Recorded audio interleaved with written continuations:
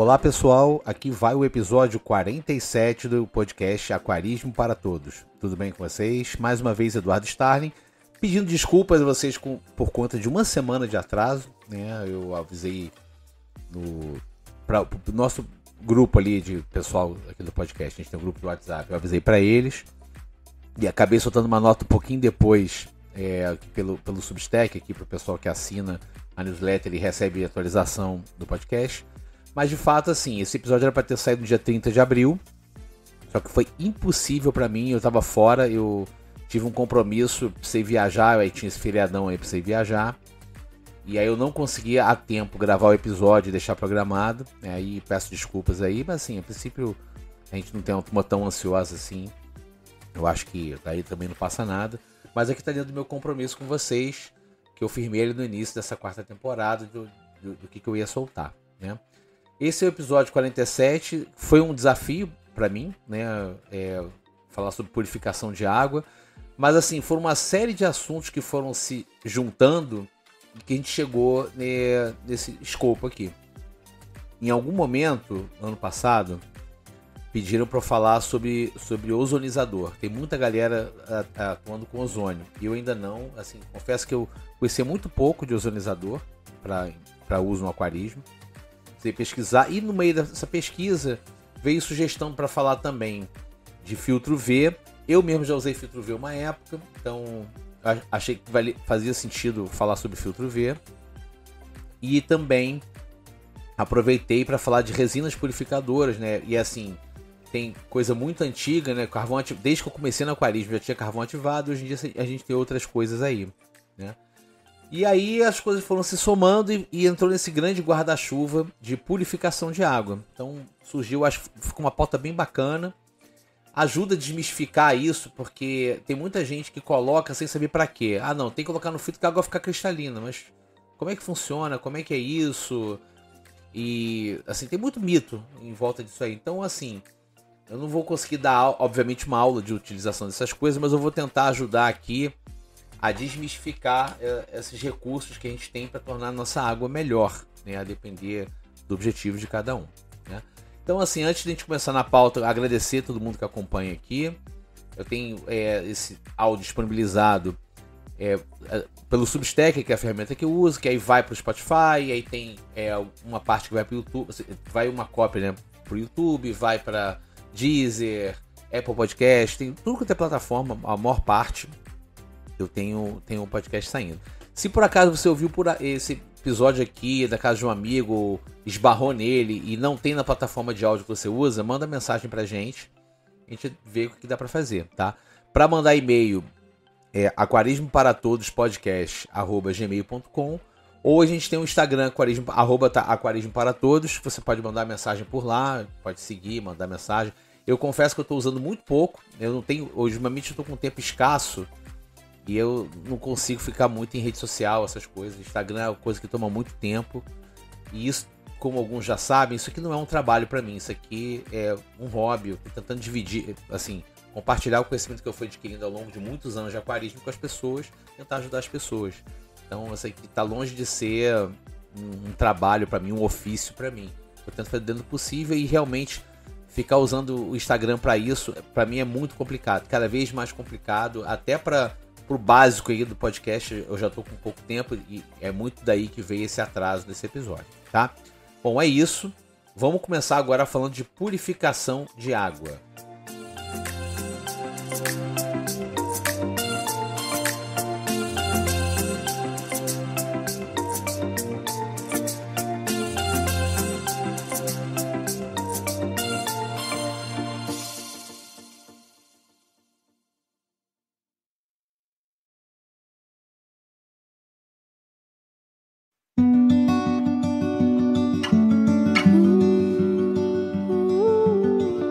Bom, como eu falei na introdução, a ideia aqui é eu falar um pouco de cada um dos recursos, né? E a minha ideia é falar sobre qual que é o funcionamento básico de cada um desses recursos, né?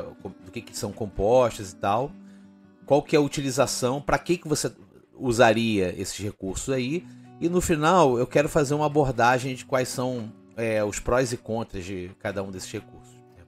Eu vou começar falando de um que foi o primeiro que eu usei no final das contas no aquarismo, que são as resinas purificadoras. Tá? O que são resinas purificadoras? Né?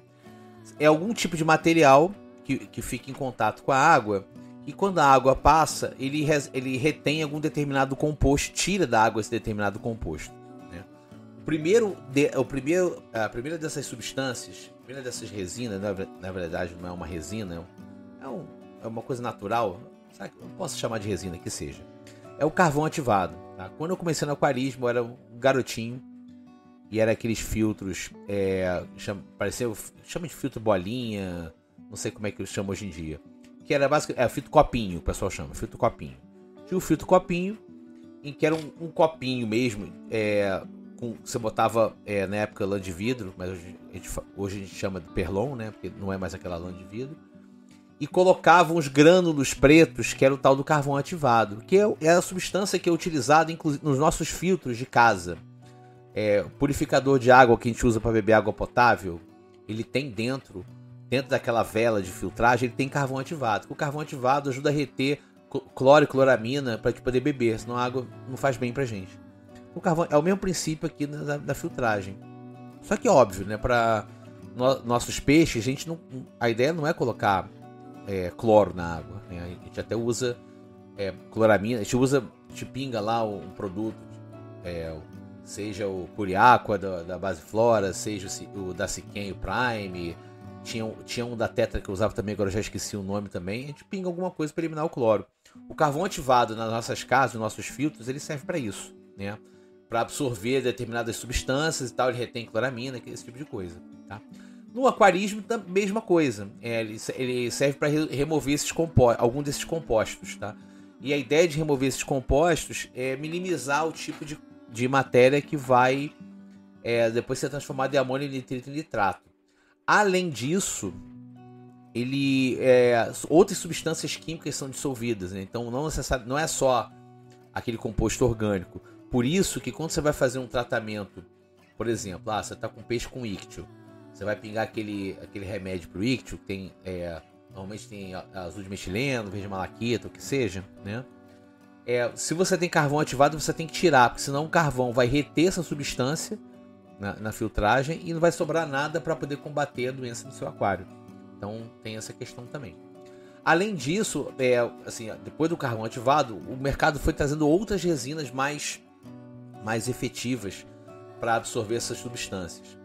E hoje em dia a mais popular deles, que eu saiba, né? Se alguém falar outra, tudo bem. É o Purigen. Purigen é uma resina sintética que remove um monte de coisa da água. Então, assim, a galera que usa Purigen, a água realmente fica um espetáculo. Só que, pra galera de plantado, aí isso é o que eu ouço falar, tá? Eu não sei exatamente quais são.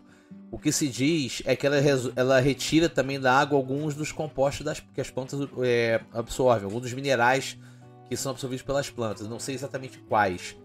Então, o que eu sei, eu não fui a fundo nisso, eu confesso, tá, gente? O que eu sei é que o pessoal que veste plantado, especialmente high-tech, não costuma usar Purigen por isso, porque ele atrapalha a questão da fertilização, tá? Mas a utilização do Purigen, carvão ativado ou qualquer outra resina, tem resina que chama removedor de amônia, removedor de nitrato, removedor de fosfato, eles têm esse princípio de funcionamento, tá bom? Além disso, isso foi o primeiro que eu tive contato, tá? Como eu falei para vocês. A segunda tecnologia que eu poderia abordar que atua na purificação da água, o filtro ultravioleta, tá? Como é que é o princípio do filtro violeta, tá? Você tem a atuação dele, ele é uma câmara, tá? Por onde a água passa. Nessa câmara tem uma luz ultravioleta, uma determinada potência, que a água, quando exposta nisso daí, essa luz ela elimina alguns micro-organismos, tá? E aí, para que ela serve? Para eliminar? Pode eliminar desde microalga até bactéria, patógeno, esse tipo de coisa.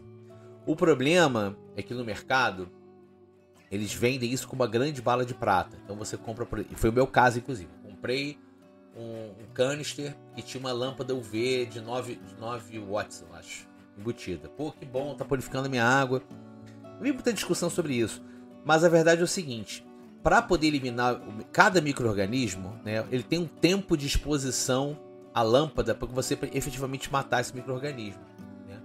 E assim, funciona o seguinte preceito: quanto mais tempo o micro-organismo é exposto àquela luz, mais a luz afeta ele e ele efetivamente funciona. Só que muitas vezes essas lâmpadas UVs dentro de filtro, a água, por conta da vazão do filtro, passa rápido demais. Então não é o suficiente para efetivamente esterilizar a água. Claro que muita coisa vai. Então, assim, experiência própria, eu senti que dava uma diminuída nas algas quando eu usava esse filtro. Mas depois de um tempo parou de funcionar. E aí o que eu tenho na literatura é que essas lâmpadas, embora elas ainda, entre aspas, funcionem, acendam, né? Você tem que trocá-la de tempos em tempos. Então os fabricantes indicam a cada 6 meses você trocar a lâmpada, botar uma lâmpada nova. Não sei exatamente como é que mede para poder confirmar essa informação. Mas eu sei que você, de tempos em tempos, você tem que trocar porque ela vai perdendo eficácia. Que é o preceito das lâmpadas fluorescentes. A galera que tinha lâmpada fluorescente no passado, aquelas T8, depois T5, depois de, sei lá, uns 10 meses com aquário, você vê que as plantas já não se desenvolviam da mesma forma. E aí a explicação mesmo ela emitindo luz, a radiação aproveitada pela fotossíntese ia diminuindo. O PAR, né? A Photostatic Active Radiation, né? A radioatividade ativa para fins de fotossíntese diminui com o tempo. Então depois de X meses você tem que trocar a lâmpada, embora ela continue iluminando, né? Aqui no ultravioleta é a mesma coisa. Então existem várias contas para você ver qual que seria o ótimo para você usar um filtro ultravioleta.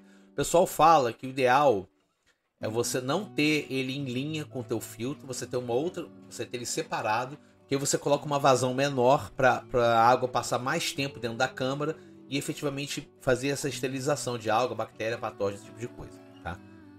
Em básico seria isso, funciona desse jeito. E o terceiro tipo de filtragem, tipo de purificação, existente, é o ozônio, tá? Como é que funciona a questão do ozônio? Você instala um dispositivo para gerar o ozônio e passa a água passa por esse dispositivo que gera o ozônio. E o ozônio, o gás, né, o ozônio dissolvido na água, ele oxida os compostos orgânicos dos patógenos, ele queima, entre aspas, aquela matéria orgânica. Inclusive, ele é muito utilizado em aquários marinhos, pessoal de marinho mais parrudo, ou de repente sistemas mais de criação mais para visão comercial mesmo, né? Que tem uma alta carga biológica. Mas qual que é o grande ponto do ozônio? O ozônio funciona que é uma beleza, só que você tem que monitorar a quantidade que você a eficiência, digamos assim, do ozônio. E existe um indicador chamado ORP, não sei, que é o potencial de redução oxidação, tá? O que significa isso? É quanto de matéria orgânica ele está queimando, tá? Você tem que monitorar isso, porque se você botar forte demais, ele vai matar inclusive os seus peixes, entendeu? Vai ter uma quantidade tal de ozônio na água que você vai matar. Você não vai matar só o que você quer, você vai matar o que você não quer, né? Então você tem que ter um controle disso. Então o pessoal que investe em ozônio costuma estudar essa questão do ozônio e assim, tem uma preocupação com a controladora disso para você não ter esse tipo de problema. E tem criador que faz o seguinte, que eu acho até interessante. Quando o problema da água é a água que você recebe, o pessoal de poço, ou que tem uma rede de abastecimento que não é muito boa, coloca o ozonizador na água antes de você colocar no aquário, para você garantir que a água está mais pura possível, né? Para alguns criadores faz sentido. Então, por exemplo, isso ajuda a reduzir risco de infectação por dactilogiro, girodáctilo, algumas coisas que vêm na água que pode infectar, alguns parasitas que podem infectar os animais do seu aquário, tá? Existe uma menção que eu queria fazer, e essa pergunta sempre vem, então eu não tinha como não abordar. Eu ouvi falar que tem um produto que clarifica a água. Ele é um purificador? Então, é importante citar, porque esses clarificadores, como o Clarity da Siquem, mas tem outros similares, na verdade ele não purifica a água. O que ele faz? Tem alguns compostos na água que são partículas microscópicas, aquela sujeirinha bem fininha na água, suspensão, que algumas pessoas passam batido. e outras pessoas ficam mais incomodadas. Então, por exemplo, a galera mais incomodada mete o Perlon lá, tá sempre trocando Perlon, beleza, resolve. Mas às vezes não dá, às vezes não consegue, não é o suficiente. E às vezes a partícula é tão fininha que ela passa pelo Perlon, dependendo do Perlon que você usa. Então como é que funciona esses clarificadores? É uma substância que você pinga na água, né? E aí essas micropartículas se aglomeram, elas grudam uma na outra. E qual que é o resultado? Elas ficam maiores. Uma vez que elas ficam maiores, elas antes passavam pelo Perlon, passam a não passar mais. Ou então, de repente, você não usa Perlon, ela passa a agarrar na esponja. A galera que tem filtro com esponja não tem Perlon. Então, para isso funciona. Então, eu, sinceramente, eu não gosto. Só para dizer que eu não acho que isso seja escopo, tá? Porque eu acho que isso não é escopo pra gente aqui. Mas é só pra essa dúvida surge. O clarificador, mas ele não tá purificando. Ele tá fazendo com que as micropartículas virem macro, fiquem maiores, para efetivamente ser pego pela filtragem mecânica, tá? Enfim, dito isso, vou fazer um comparativo dessas tecnologias, tá? Se possível, depois eu vou tentar botar um quadrinho disso na newsletter na semana que vem, tá? Eu vou montar um quadrinho disso daí, tá? Basicamente, dessas formas de purificação de água, nós temos o UV, ozonizador, o purigem e o carvão ativado, tá? Enquanto a remoção de partículas, nenhum deles remove partículas, tá? Basicamente não remove. Então, o que tem de partícula fica. Ele não faz desaparecer, tá? Não é um teletransporte de partículas, simplesmente não atua nisso, tá? Em termos de patógeno, tá?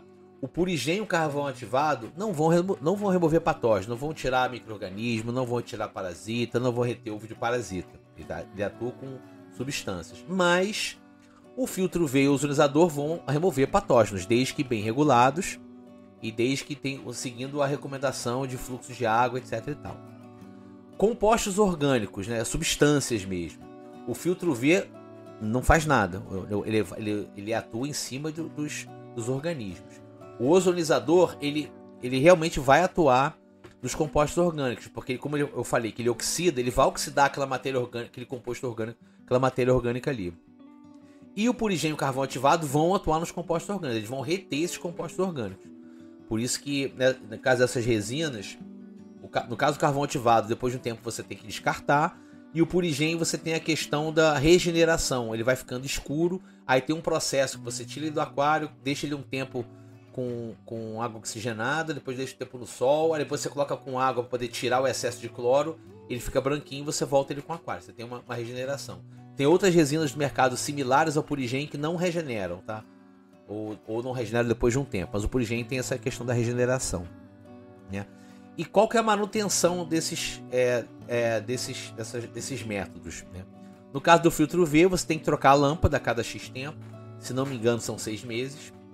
No caso do ozonizador, você tem que monitorar os níveis de potencial de óxido redução, o ORP, né? No caso do purigem, você tem que tirar para regenerar. Então é bom, galera, eu costumo dizer que quem tem 2 tem 1, quem tem 1 não tem nenhum. Então, se você vai investir em purigem, é bom você ter 2. Enquanto uma tá em atividade no aquário, você regenera a outra. Aí quando a outra satura, você põe para regenerar, pega a outra e coloca, você vai trocando. E no caso do carvão ativado, não tem jeito, você tem que descartar e colocar ali para um novo saquinho ali no filtro, tá? Em termos de prática, assim, de utilização, quais são os prós e contras de cada um desses métodos de purificação de água, tá? No caso do filtro UV, a aplicação dele é em micro-organismos, então assim, ele não serve para tirar produtos, ele não tira substância, metal pesado, nada. Ele serve para você resolver, ele é aplicado para surto de alga, ou caso de parasita, ovo de parasita, esse tipo de coisa. É uma coisa muito específica. Então, ele não serve, por exemplo, para tirar aquela suspensão, esse tipo de coisa. E vale ressaltar que a eficiência dele depende do fluxo de água que passa por ele. Se vai passar rápido demais, você vai gastar à toa. A luz vai ficar acesa à toa, né? O caso do ozonizador, o pró é que assim, ele é muito eficiente para eliminar matéria orgânica, tá? Ele é utilizado muito, especialmente em aquários marinhos, que você tem que ter um controle muito mais na unha do que no aquário de água doce. Um dia, quem sabe, eu falo de marinho, né? tenho um pleito para eu falar, mas eu ainda não sei, então eu preciso estudar um pouco mais. Então assim, tem um alto poder, mas o principal ponto de atenção é que você está sempre monitorando, você tem que ter um dispositivo para monitorar o ORP ali, o ARP, e se você errar na mão, você vai matar tudo. Eu já escutei vários, em grupo de jacaradisco, vários relatos, a galera se empolgou com o negócio com o uso de ozônio, daqui a pouco deu algum chabu e perdeu toda a fauna do aquário. Então tem que tomar muito cuidado. Em caso de resina purificadora, a principal aplicação, remover o composto orgânico, tá? E algumas substâncias também. No caso de se for purigem, ele pode ser regenerado. No caso do carvão ativado, ele remove até coisas de toxinas e odores, mas você tem que ficar trocando também. Então ele é uma utilização muito pontual, tá? E como principais precauções, como eu falei, o filtro V, você tem que estar sempre trocando a lâmpada e não para a água não passar rápido demais. O ozonizador, ficar monitorando o ARP para você não matar tudo.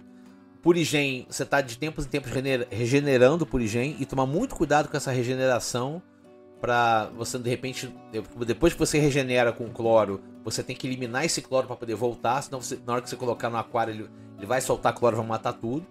E o carvão ativado é tranquilo, é só chegar e trocar. Então eu acho que o mais seguro aqui para esse fim é o carvão ativado mesmo. Tá? Em termos de casos práticos de cada um desses métodos, normalmente o filtro V indicado para a galera que tem surto de alga, o ozonizador para quem tem aquário com alta carga biológica, e aí eu já deixo essa pergunta no ar para a galera de jumbo.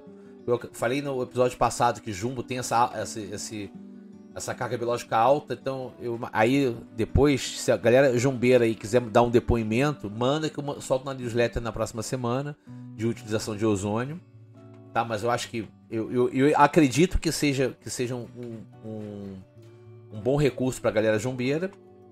O purigem, no caso, para manter a água cristalina e tirar os compostos orgânicos, tá? Diz que não retém nutrientes, eu não sei, tá? Eu, se fosse ter um plantadão high-tech, não sei se eu botaria purigem não, tá? Eu não sei. Teria que estudar um pouco mais. E o carvão ativado, ele é bom também para purificação de água. E assim, quando você faz algum tratamento para aquário hospital, ou você trata no principal, ele ajuda a tirar qualquer excesso de composto químico que você tenha colocado na água também. Serve para esse tipo de coisa, tá? E voltando a falar daqueles clarificadores, se a água está muito granulada, você pode usar ali para ele poder agregar e depois soltar na filtragem mecânica também, tá?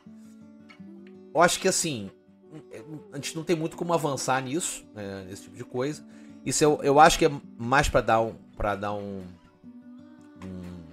overview para vocês. Mas eu queria só falar um pouco sobre assim, a minha principal preocupação é de repente o pessoal ouvir e sair replicando. Então, antes de eu ir para as considerações finais, eu queria falar um pouco do ORP, no caso dos ozonizadores, tá?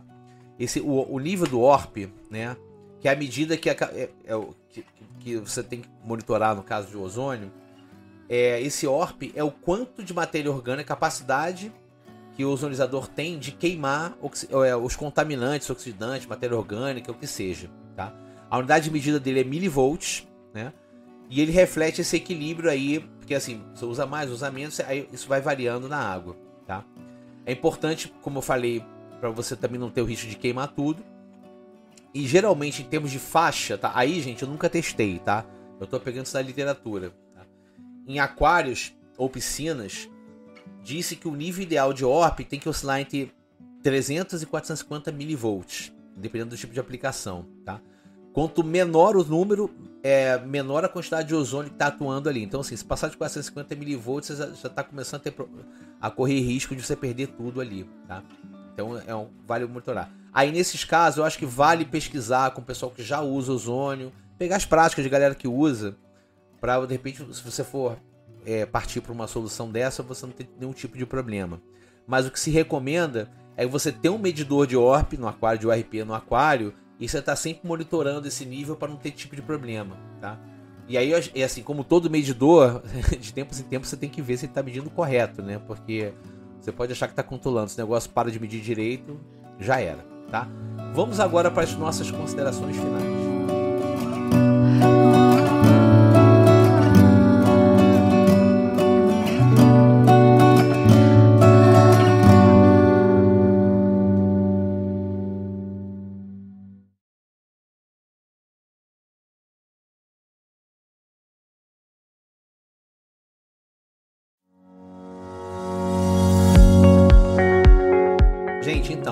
esse de purificadores, eu acho que foi um assunto bacana de trazer, porque as perguntas já vieram de várias formas diferentes, eu acho que aqui ajuda a trazer um pouco.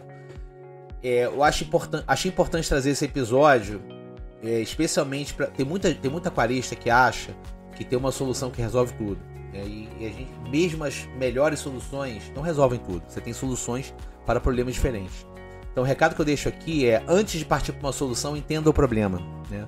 O problema é alga, beleza, você pode ter várias formas de recorrer, você pode fazer mais TPA e tal. Vai partir para o UV, mas entenda exatamente como que o UV vai te ajudar. O problema é matéria orgânica, vou partir para o ozônio. Eu tenho um aquário cheio de acaradisco, não quero diminuir a fauna, não tem como botar um aquário maior. Estuda, tá? Meu conselho aqui é estude cada um dos métodos, porque cada método tem uma aplicação para uma coisa específica. Tá? Tem muita gente por aí que acha que vai resolver tudo com uma tacada só. Não, eu já ouvi muito aqui, eu já falei isso até num outro episódio. Eu tenho muito peixe aqui no meu aquário, mas eu tenho um filtro ótimo, esse filtro resolve tudo. Não resolve, porque não adianta você botar um filtro top se você não faz manutenção do filtro, se você sobrecarrega esse filtro dando muita comida, ou você tem peixe demais, às vezes o próprio filtro não aguenta. Não, mas além do filtro eu vou botar um ozônio. Cuidado, entendeu? Antes de a gente sair partindo para soluções, vale tentar entender o problema. E lembrando uma coisa que eu venho falando há algum tempo, mas começou lá na entrevista com o Robson ano passado, que é: aquarismo não tem coisa imediata. Então qualquer coisa que você faça, você tem que ter um tempo de observação de, 2 semanas. Eu gosto de fazer alguma coisa, não pode ficar fazendo várias coisas. Faz uma, espera um tempo e olha. Faz outra, espera um tempo e olha. A única coisa que você tem que partir para a ação é quando você tem um grande problema, que você tem que fazer uma troca de água para tirar qualquer coisa que esteja, antes de você entender às vezes, né? Aí eu acho que os grandes problemas, eu sempre acho que vale a pena você de cara já trocar fazer uma troca parcial, botar uma água mais limpa para depois tentar entender. Tem gente que é contra isso, mas isso aqui é a minha opinião, tá? Então, o meu único conselho é o seguinte: os purificadores de água são coisas que vêm para ajudar. Como qualquer coisa no aquarismo, eu acho que se você começa a ter muito trabalho, começa a perder a graça, então começa a tentar entender se o trabalho de controlar várias coisas vale o prazer de ter o aquário. De repente é mais fácil, você de repente tem menos peixe, então é um aquário maior. Você parte para soluções mais simples, porque eu acho que se a gente ficar só trabalhando para o aquário, a coisa de repente deixa de ser um hobby e passa a ser um fardo. Tem muita gente que desmonta o aquário depois de um tempo por conta disso. Meu recado final é esse, tá? Mais uma vez, desculpas pelo atraso no episódio, embora a maior parte não percebeu, mas eu me cobro disso. Essa questão dos prazos está ficando complicada para mim, é uma coisa que eu vou ter que avaliar agora no meio do ano, mas eu espero que vocês gostem do episódio. Galera Jumbila, quiser comentar sobre o ozônio, manda mensagem para mim. Pode ser pela ferramenta do Spotify, que agora eu estou conseguindo acessar, pode ser por e-mail, pode ser no WhatsApp, pode ser no Instagram. Fique à vontade para mandar qualquer coisa. Semana que vem, com certeza, temos uma newsletter. E daqui a 15 dias, se Deus quiser e permitir, vai ter o próximo episódio aí. Ok, gente? Um abraço para todo mundo e até a próxima.